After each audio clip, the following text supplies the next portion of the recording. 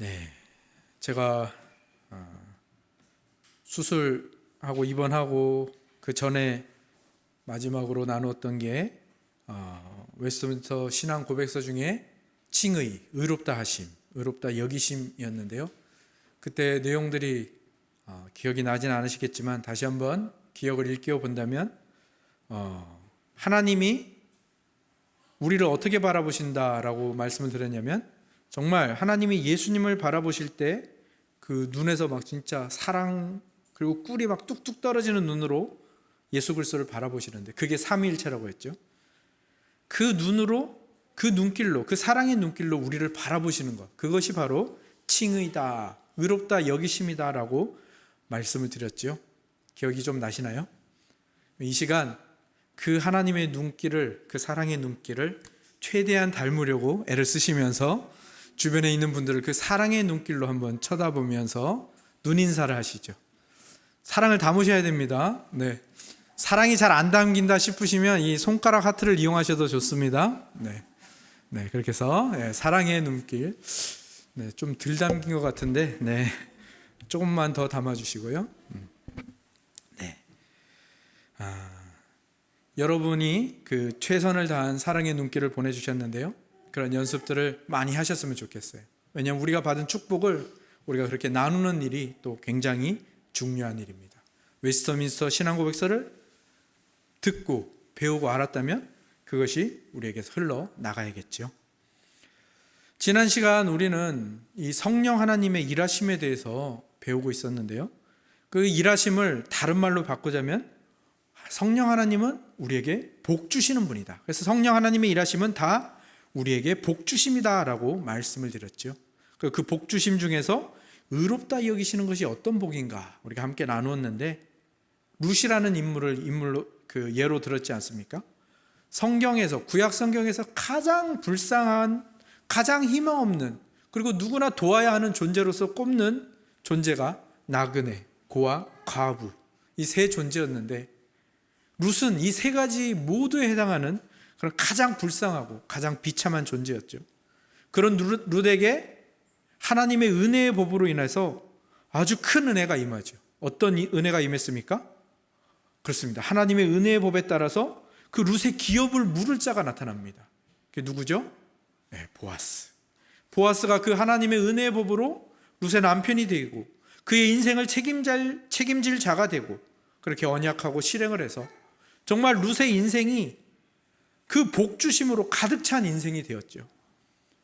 룻은 이방 여인의 과부, 고아, 나그네와 같은 존재였는데 그가 예수 그리스도의 족보에 이름을 올리게 되고 다윗의 증조 할머니로서 이 족보에 이름을 올린 네 여인 중에 한 명이 되었죠. 이것이 의롭다 여기심을 가장 잘 나타내주는 그러한 성경이 말하는 사건이라 말씀을 드렸죠. 그런데 여전히 우리는 이 의롭다 하심, 의롭다 여기심, 이것이 우리에게 여전히 불안합니다. 이 불안하다는 것은 하나님이 우리를 의롭다 하시고 성령 하나님이 우리를 의롭다 여겨주시는 것이 불완전하다는 것이 아니라 전적으로 우리의 연약함 때문이겠죠. 분명히 의롭다 여기심을 받았는데 여전히 의롭지 않은 나의 모습을 바라보다 보니 정말 불안하고, 혹시 이러다가 이 의롭다 여기시는 것을 걷어가시는 것은 아닌가? 그 무죄 선고, 법정에서 하는 이 무죄 선고를 받았는데 그 무죄 선고를 취소하시는 것은 아닐까라는 불안함이 우리를 늘 따라오는 것이죠. 그리고 그 하나님의 의롭다 여기심을 우리가 그렇게 어쩌면 복으로 여기지 못하고 법정적 선포, 법정에서 우리에게 주는 선고 정도로만 우리가 이해하기 때문일지도 모르겠습니다. 물론 그 무죄 선고라는 말이, 법정적 선고라는 말이 맞습니다. 우리가 의롭지 않은 죄인인데 우리를 의롭다고 여겨주시는 것이니까요. 우리가 죄인인데 무죄라고 선언해 주시는 거니까요. 그러나 우리는 분명히 배웠습니다. 하나님은, 삼위일체 하나님은 우리를 그렇게 법적으로만 대하시는 분이 아니죠. 하나님은 인격적인 분입니다. 그것이 우리가 어디에서 확실하게 배웠죠? 그렇습니다. 인간에게 자유의지를 주셨다라는 것. 그것은 우리를 인격적으로 대하기를 원하셨다라는 것이고, 우리와 인격적인 관계를 맺기로 하셨다라는 것이고, 우리와 함께 사랑하시기로 작정하신, 그래서 그 가슴 아픈 애끓는 사랑을 하기로 작정하신 것이 우리가 지난번에 배운 자유의지를 통해서 우리가 함께 배웠잖아요. 그러니까 하나님께서는 우리를 그렇게 인격적으로 대해 주시는 것이죠. 그래서 성령 하나님께서는 우리가 이 성령 하나님의 복주심을 그렇게 법정적인 선언으로만 여기고 불안해하는 이 마음을 위로하시고 그 불안을 덜어주시기 위해서 인격적으로 안전장치를 우리에게 더해 주십니다. 그것이 오늘 우리가 함께 배울 양자, 자녀 삼으심이라는 부분입니다. 여러분들 혹시 손양원 목사님에 대해서 들어보셨나요? 다 잘 아시죠? 저기 밑에 지방에 애양원이라는 곳에 손양원 기념관이 있고, 또 한국 교회의 큰 어른으로서 또 사랑의 원자탄이라는 그 영화나 이런 방화 이런 식으로 많이 만들어져서 어렸을 때부터 여러분들이 많이 보셨을 것입니다. 책으로도 나와 있죠. 저 같은 경우는 그 손양원 목사님의 수양딸 되시는 분이 저희 어머님의 스승이셔가지고 어렸을 때부터 정말 귀에 못이 박히도록 이 손양원 목사님의 이야기를 많이 들었습니다. 아주 대표적인 그 일화가 여순 사건 때 일어나지 않았습니까? 1948년에 우리나라에 여순 사건이라는 끔찍한 일이 일어났죠. 이 스스로를 좌익이다라고 말하는 이 학생들이 막 반란을 일으키고 사람들을 죽이는 그런 일들을 저질렀습니다. 그때 이 좌익이라 부르는 이 학생들이 손양원 목사님의 두 아들 손동인, 손동신 형제를 총으로 쏴 죽였습니다. 다시 이제 정부군이 이 순천을 수복했죠. 반란군들을 다 잡아들입니다. 그리고 그 반란군들 이제 사형에 처하게 되었죠. 특히 이 동신을 죽인 이 안재선이라는 인물은 아주 사형 중에서도 처음으로 죽이려고 했던 그 사형을 당하게 됐던 인물 중에 하나죠. 그런데 손양원 목사님이 큰 결심을 합니다. 무슨 결심을 했죠? 그를 용서하기로. 자기 두 아들을 죽인 이 안재선이라는 인물을 용서하기로 마음을 먹었습니다. 그래서 그를 풀어주시오. 제가 그를 용서했으니 풀어주시오라고 군에 이야기를 합니다. 근데 군은 그럴 수 없습니다. 이 사람은 사람을 죽인 그런 살인범이기 때문에 사형을 시킬 수밖에 없습니다. 그래서 손양원 목사님이 마지막으로 그 탄원을 하다 안 들어주니까 마지막으로 어떤 방법을 취했습니까? 이 안재선이라는 인물을 자기의 양자로 받아들입니다. 그러니까 이제 이 군도 더 이상 그 탄원을 무시하지 못하고 그 안재선을 풀어주게 되죠. 이 이야기가 소위 그 사랑의 원자탄이라는 이야기죠. 이 손양원 목사님은 그 하나님의 그 위대한 사랑을 자신의 삶에서 최대한 표현하고 반응해낸 것이죠. 우리도 그러한 일들이 필요하겠죠. 우리가 지금 배우고 있는 이 귀한 진리들, 웨스트민스터 신앙 고백서를 통해서 우리가 하나하나 알게 된 것들이 우리에게서 이렇게 흘러나갔으면 좋겠습니다. 제가 이 손양원 목사님의 이야기를 드린 것은 그분이 위대하다 이런 얘기를 하는 것이 아니라 그분이 닮으려고 애쓴 그 하나님의 사랑을 보자는 겁니다. 우리 하나님의 사랑은 그 손양원 목사님이 보여주신 것보다 훨씬 더 위대하고 크시지요. 하나님은 당신의 아들을 이 땅에 보내십니다. 그리고 당신의 아들을 사람의 아들로서 이 땅에 나타내시는 거죠. 왜요? 인류가 타락할 때 하나님이 누구를 약속하셨죠? 여자의 후손. 그 여자의 후손이 와서 이 죄를 이 땅에 들어오게 한 뱀의 후손의 머리를 깨트리고 인류를 구원하시겠다라는 약속을 하셨기 때문에 예수 그리스도를 보내십니다. 분명히 실패는 우리가 했는데, 실패는 인간이 했거든요. 선악과 언약을 실패하고 하나님과의 언약을 실패했는데, 그 실패한 우리들을 복 주시는 일을 포기하지 않으시기 위하여, 우리에게 영원한 생명을 주시기 위해서 하나님은 당신의 아들을 이 땅에 보내시고 그를 십자가에 죽게 만듭니다. 그리고 그 예수 그리스도는 우리의 맏형이 되셔서, 이 맏형이라는 말이 굉장히 은혜로운 말이죠. 하나님의 맏아들, 이 히브리서 1장에 보면 예수 그리스도를 맏아들로 표현합니다. 왜 맏아들로 표현하느냐? 그로 인해서 우리 모두가 하나님의 아들이 되기 때문이죠. 그래서 예수 그리스도는 이 땅에 우리의 맏형으로서 이 땅에 오신 겁니다. 그래서 대속물로 죽으시고 다시 살아나셔서 우리를 하나님의 아들이 돼요. 아들, 종에서 아들로 이렇게 신분을 바꾸어 주신 거죠. 그리고 성령께서는 그 예수 그리스도와 우리를 연합시키심으로 말미암아 그 아들됨, 그리고 아들이 받는 그 모든 권한들을 우리가 다 받을 수 있도록 이 복을 주시는 것, 이것이 바로 오늘 우리가 함께 나누는 양자, 자녀 삼으심이라는 복입니다. 하나님이 우리에게 어떠한 복을 주시는가, 그리고 그 복을 어떻게 확실하게 우리의 손에 주어주시고 그것을 변치 않게 하시는가가 바로 이 아들 삼으심, 양자라는 것에 아주 깊이 그리고 풍성하게 충만하게 담겨 있는 것입니다. 그래서 오늘 우리가 이 양자라는 것을 배우면서 꼭 기억했으면 좋겠습니다.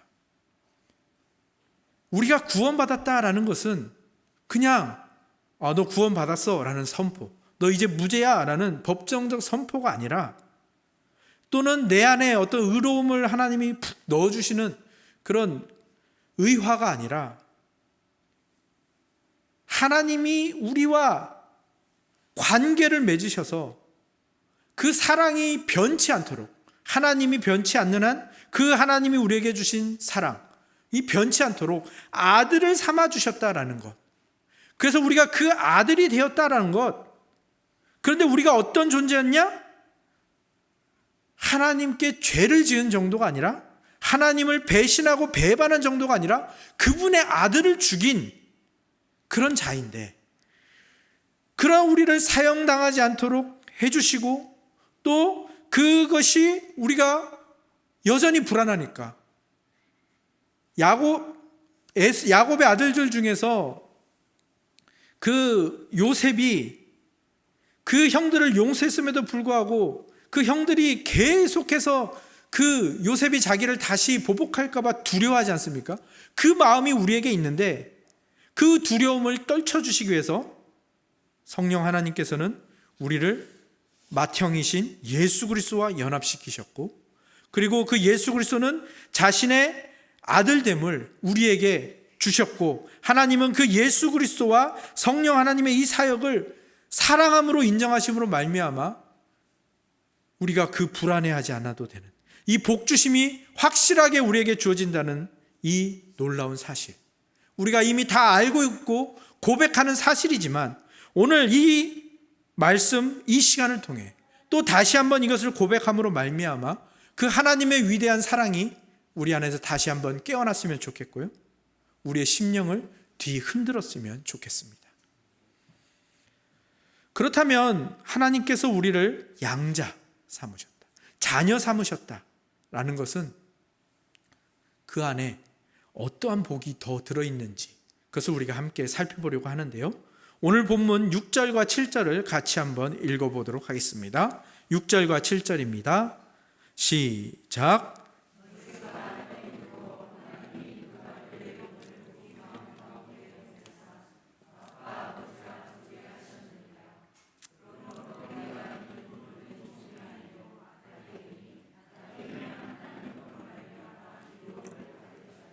아멘.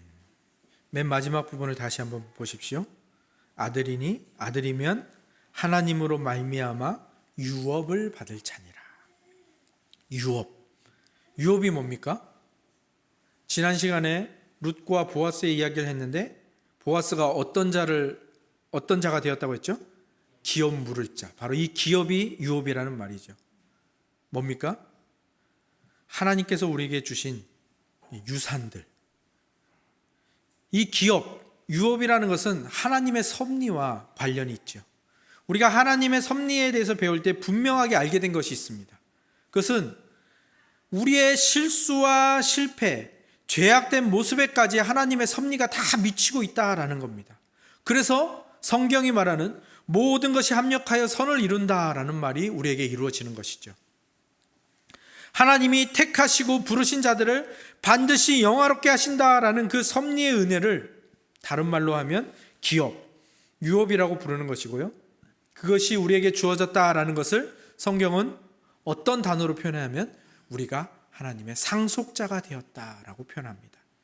그러니까 하나님께서 우리에게 주시는 복이 있는데 그것을 하나님께서 예수 그리스도 안에 다 담아 놓으셨어요. 왜냐하면 예수 그리스도가 우리의 대표로서 맏아들, 우리에게는 맏형, 하나님에게는 맏아들로서 계시고 성령 하나님이 우리를 그 예수님과 연합시켜 주심으로 말미암아 그 자녀됨의 축복이 우리에게 다 주어지는데 그 복이 우리가 상속자로서 법적으로 완전히 보장이 되어 있다라는 말을 유업이다라고 표현을 하는 것입니다. 그래서 이 유업은 누구에게만 주어지는 겁니까? 오늘 본문에 아까 읽으셨을 때 느끼셨겠지만 하나님을 아빠, 아버지라 부르는 자, 그들에게만 주시는 복인 것이죠. 아버지 하나님께서 이 복을 우리에게 주시기 위해서 어떤 일들을 하셨는가? 우리가 이 상속자로서 부끄러움이 없게 하시려고 어떤 일들을 하셨는가? 우리에게 죄를 자백하려는 마음을 허락하시고 그렇게 죄 사함을 위해서 기도할 때 반드시 그 기도를 들어주시죠. 그래서 그 의롭다 하심이 우리에게 부끄러운 것이 되지 않도록 우리를 늘 그렇게 설득하시고 우리에게 그 늘 은혜를 부어주시는 것이죠. 그리고 그리스도께서는 그 하나님 옆에서 뭘 하시는 거죠? 우리의 맏형이자 중보자로서 우리의 죄값을 치르셨을 뿐만 아니라 하나님께 나아갈 길을 맏형으로서 여셨을 뿐만 아니라 그 우리의 연약함과 우리의 잘못들, 우리의 실수들을 대신 하나님께 변호하시는 이 변호의 역할을 하시며 우리를 위해서 그 믿음이 떨어지지 않도록 기도하시고 계시죠. 그리고 성령 하나님도 우리의 그 연약함을 도우시는데 어떻게 도우시나요? 우리의 마음을 살피시고 친히 간구하시는데 말할 수 없는 탄식으로 우리가 구하지 못하는 것, 우리가 몰라서 못 구하고 어리석어서 못 구하는 것까지도 구하시는 이 간구의 기도를 끊이지 않으시죠. 말할 수 없는 탄식으로. 그리고 우리를 부르시고 복 주시는 분으로 우리에게서 착한 일을 시작하셨는데 그것이 마지막까지 이루어지도록 늘 도우시는 것. 이것이 유업, 상속자라는 말에 다 담겨 있는 것이고 이것은 오직 하나님을 아빠, 아버지라 부르는 자녀에게만 주신 축복이라는 이 사실을 우리가 잊지 않았으면 좋겠습니다. 그리고 여기에는 또 하나의 복이 담겨 있는데요. 바로 화평이라는 것입니다. 하나님께서 우리를 의롭다 여기신다.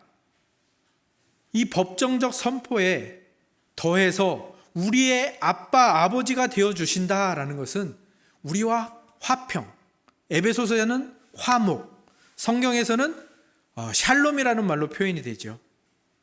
화평, 평화, 화목, 샬롬. 근데 우리는 이 개념이 우리에게는 굉장히 추상적인 개념입니다. 가볍게 여기고요. 마치 없는 것처럼 여기는 경향이 있습니다. 왜냐하면 그것이 우리에게 실체처럼 다가오질 않기 때문이에요. 근데 이거는 마치 공기와 태양과 같은 것이죠.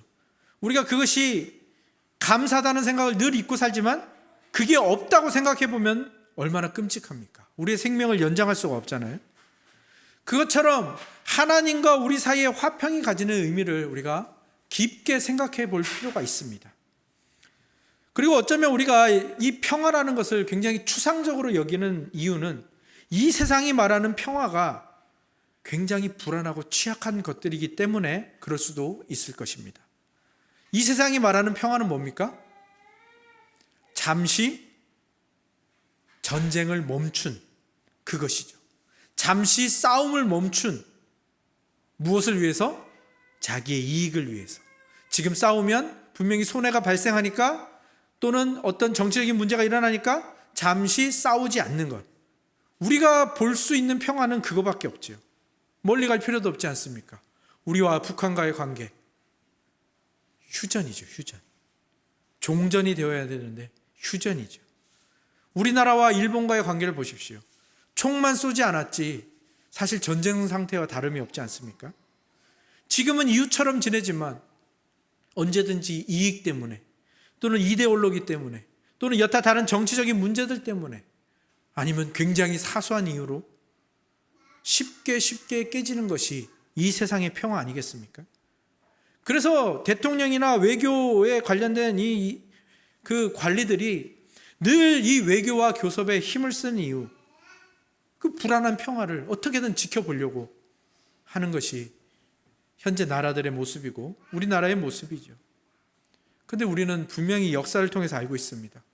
그 큰 전쟁들이 굉장히 사소하고 굉장히 유치한 이유로 일어났었다라는 것, 그것들을 다시 한번 복귀해 본다면 오늘 우리가 누리는 평화는 불안한 것일 수밖에 없는 것이죠. 그런데 하나님께서 우리를 아들 삼아 주셨다라는 이 평화는 어떻습니까? 우리가 하나님이 어떤 분이라고 배웠죠? 영원, 무한, 불변하시는 삼위일체 하나님. 영원하신 분이 그 무한한 능력으로 변치 않는 삼위일체 사랑을 우리에게 주신다라는 것. 그래서 우리에게 평화가 주어졌다면 이 평화는 어떤 것이 되죠? 하나님의 속성이 그대로 거기에 적용이 돼서 영원한 평화, 무한한 능력으로 지키는 평화, 불변, 변치 않는 평화인 것입니다.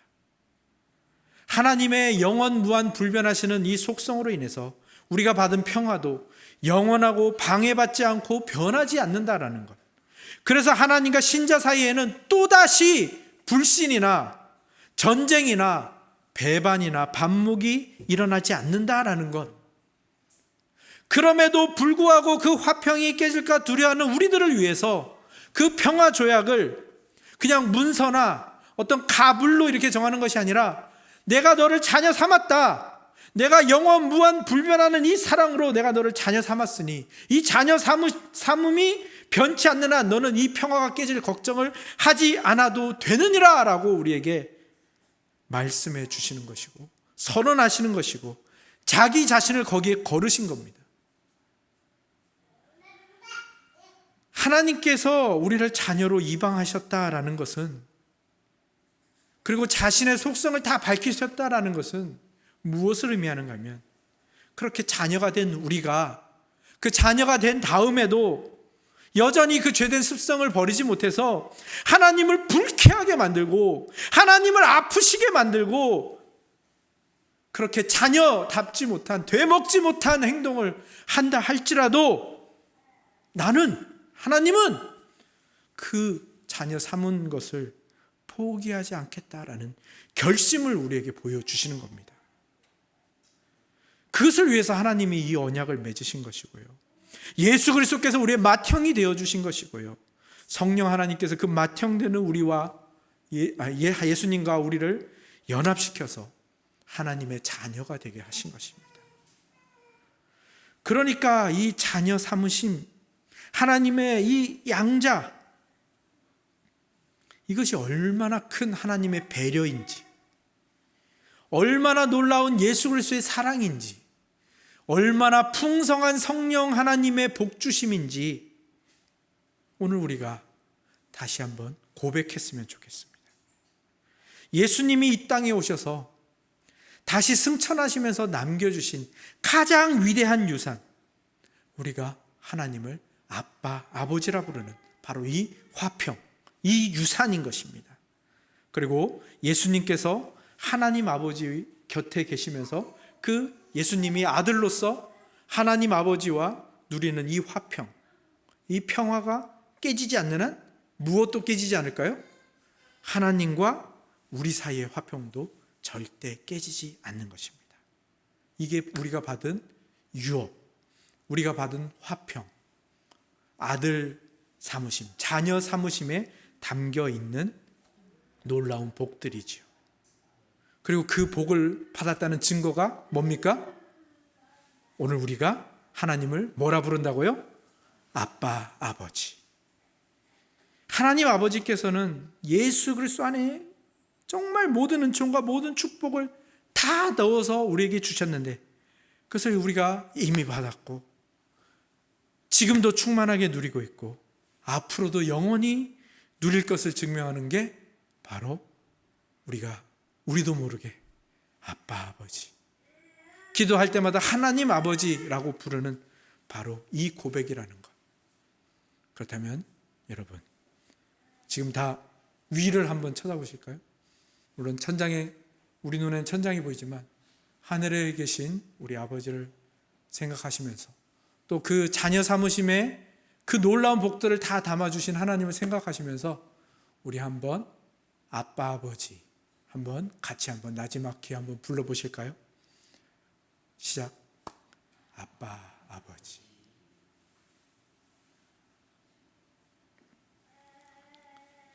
이 고백이 가지는 무게감, 우리가 흔히 하나님 아버지라 불렀던, 그냥 자연스럽게 하나님 아버지라 불렀던 그 아버지라는 말이 가지는 무게감, 그리고 그 아버지가 나의 아버지 되어주셨다라는 그 무게감이 가지는 은혜, 거기에 푹 잠기시는 우리 모두가 되었으면 좋겠습니다. 오늘 우리가 처음 인사하실 때 나누었던 성부 하나님이 예수 그리스도를 바라볼 때 어떤 눈으로 바라보신다고요? 네, 사랑, 그리고 꿀이 뚝뚝 떨어지는 눈으로 바라보신다고 했잖아요. 그렇게 그 성부 하나님께서 성자 예수님을 사랑하셔서 주셨던 그 사랑의 눈길, 그리고 거기에 담긴 모든 축복, 그것이 내 것이 되었구나. 그것이 내 것이 된 것이 변하지 않는구나. 그것이 하나님의 자녀 삼으심의 의미이고, 오늘 우리가 아빠 아버지라 부른 이 고백이고, 그래서 성부 하나님께서는 성자 예수님을 사랑하는 사랑으로 우리를 끝까지 사랑하신다는 것, 그리고 이 모든 축복이 어디에서 나왔다고요?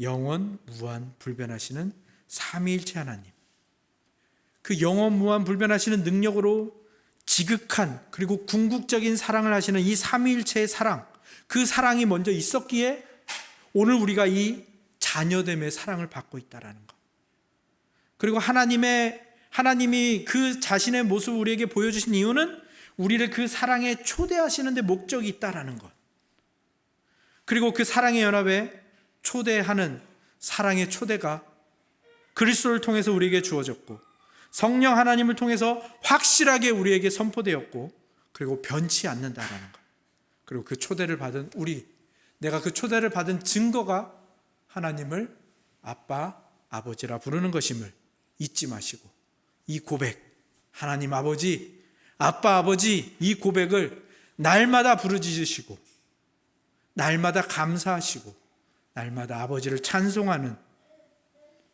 우리 천은 공동체가 되기를 주님의 이름으로 축복합니다. 아멘. 기도하겠습니다. 아버지 하나님, 아빠, 아버지, 죄인인 우리를 의롭다 여겨주시는 것만으로도 감사한데, 그러한 법정적 선언을 해 주신 것만으로도 감사한데, 그것을 불완전하여 또 연약하여 제대로 받아 누리지 못하는 우리들을 위하여 그 모든 축복을 우리를 당신의 자녀 삼아 주신다는 그 양자라는 권리와 신분에 담아 주셔서 우리의 불완전한 믿음이 흔들리지 않게 하시며, 그 하나님 아버지를 향한 그 사랑을 포기하지 않게 하심에 감사를 드립니다. 오늘 우리에게서 너무나도 자연스럽게 나오는 하나님 아버지라는 이 고백이 얼마나 큰 의미와 무게를 가지고 있는지를 함께 나누었으니, 하나님 아버지라 부르는 우리의 고백에 더욱더 힘이 실리게 하시며, 하나님을 아버지라 부른 만큼 그 자녀된 모습을 보이기 위하여 더욱더 힘쓰는 우리 한 사람 한 사람이 되게 하여 주셔서, 오늘 우리의 삶을 통하여 하나님 아버지의 영광과 사랑이 드러나게 하여 주시며, 우리를 통하여 그 자녀 삼으심의 복이 흘러나가게 하여 주셔서 우리의 가정과 우리의 이웃과 우리가 살고 있는 이 지역이 하나님의 사랑으로 충만한 하나님의 나라가 되어가는 놀라운 일들이 일어나게 하여 주시옵소서. 예수 그리스도의 이름으로 기도합니다. 아멘.